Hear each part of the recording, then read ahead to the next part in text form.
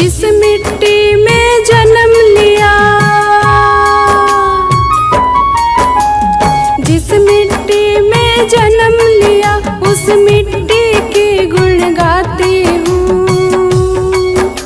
बिहार की रहने वाली हूँ, बिहारी मैं कहलाती हूँ। जिस मिट्टी में जन्म लिया,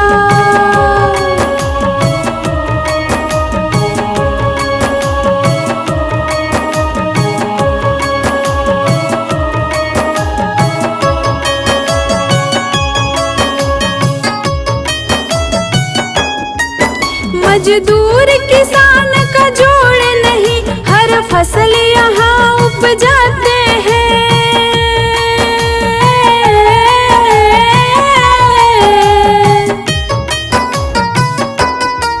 नेता अफसर का तोड़ नहीं, हर बार टॉपर बन जाते हैं।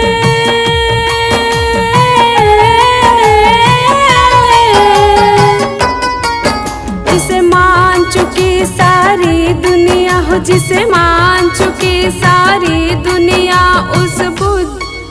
उस बुद्ध की बात बताती हूँ। बिहार की रहने वाली हूँ, बिहारी मैं कहलाती हूँ। जिस मिट्टी में जन्म लिया,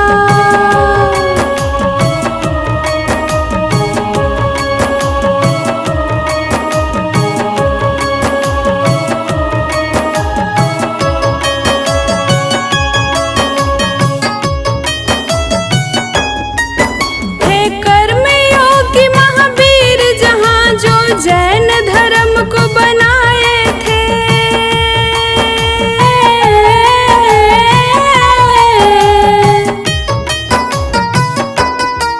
जहाँ विद्यापति और भिखारी ठाकुर देश का मान बढ़ाए थे।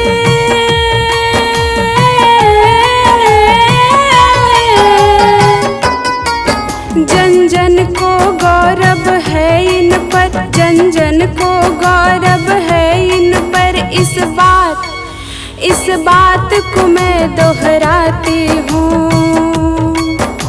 बिहार की रहने वाली हूँ, बिहारी मैं कहलाती हूँ। जिस मिट्टी में जन्म लिया,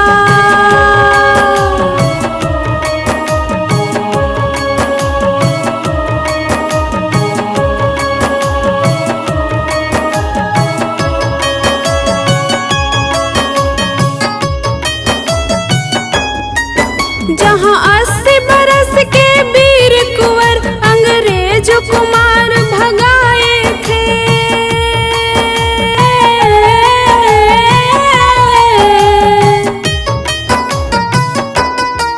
जहाँ शून्य की खोज कर आर्यभट्ट दुनिया में नाम कमाए थे।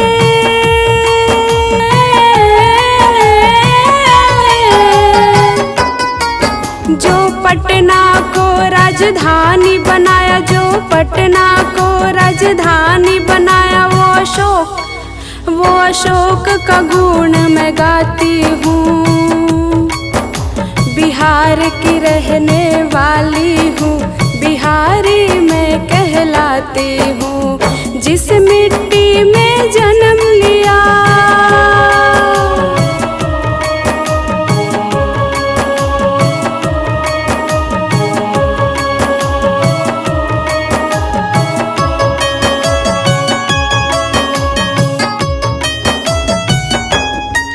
जहाँ राजेंद्र जी देश का पहला राष्ट्रपति बन पाए थे।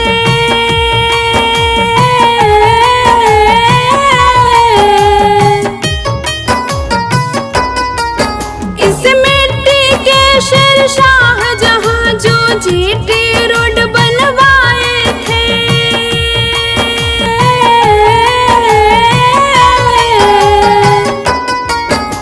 मगध की बेटी त्रिशा में, मगध की बेटी त्रिशा में, उन लोगों को शीश झुकाती हूँ। बिहार की रहने वाली हूँ, बिहार बिहारी मैं कहलाती हूँ। जिसमें